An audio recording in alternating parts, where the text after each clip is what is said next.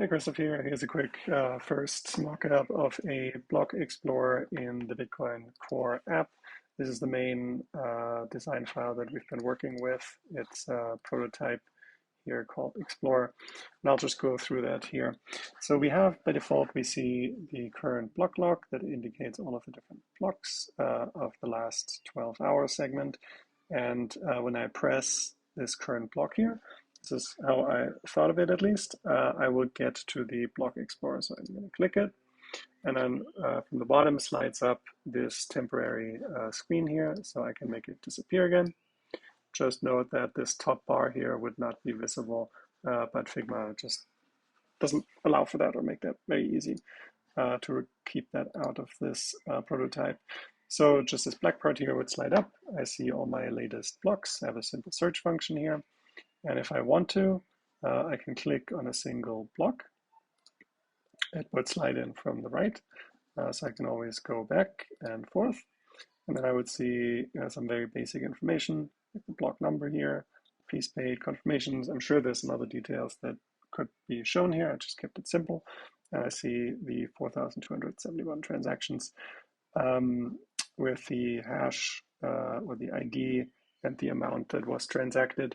Now the icons here on the left, the way I thought of those are that those are the left two dots are the inputs and the right ones are the outputs. So it looks a little bit different for every single transaction based on how many inputs and outputs there are. And of course, if there are four or more, the blocks look a little bit different. But gives a little bit personality and a preview of what's shown on the next screen. So I'm going to click on a transaction. Then I see this. So your transaction ID, basic information, block, confirmations, block time. Not sure if seeing 4 zeros is useful, but it's one of those properties. And then the inputs and the outputs showing me that this address here contributed this amount of Bitcoin to this transaction. This address provided this much. And then those Bitcoin then were distributed to these three different addresses in those given amounts. So I kind of get an idea of what came in, what came out. And then the alternative view that this could happen, I just put in a little toggle here. I'm not sure what the best way to go about it.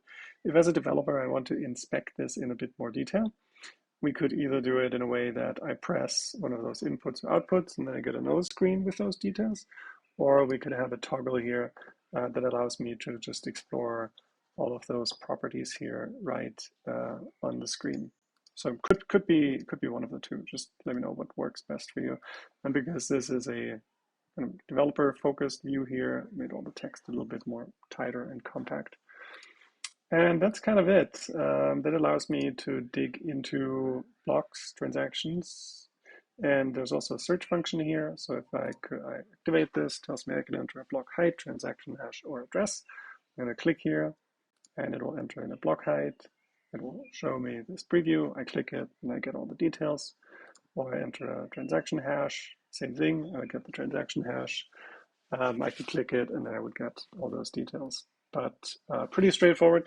I initially had the thought of doing this in a two-pane layout, which you can see here, also in the Figma file. But it's kind of getting a lot busy, getting pretty busy. So I thought let's just keep it simple for this first version. That way, it also works on desktop and mobile, and it's a very kind of click deeper into this hierarchy type of experience. Now, Block Explorer is helpful for a few things. There's the general browsing, which is, pretty random. Who knows what people are looking for? Then there's the idea that I want to inspect a transactions I've participated in, and I want to see if it has been confirmed or not, and maybe how many confirmations there are. That's very useful for any wallet user who, just wants to see what's happening with their transactions. And then there's the developer use case. And I would be curious to hear about what developers want to see. For example, I can imagine a useful feature being the option to star different transactions. So let's say I want to, I'm a developer, I work on, I don't know, transaction structure or something. I want to star particular transactions so I can easily get to them at some get back to them because they have some unique properties, or I don't know, use Taproot, or represent a Lightning channel open or something like that. That could be kind of useful. So you're just gonna have to let me know.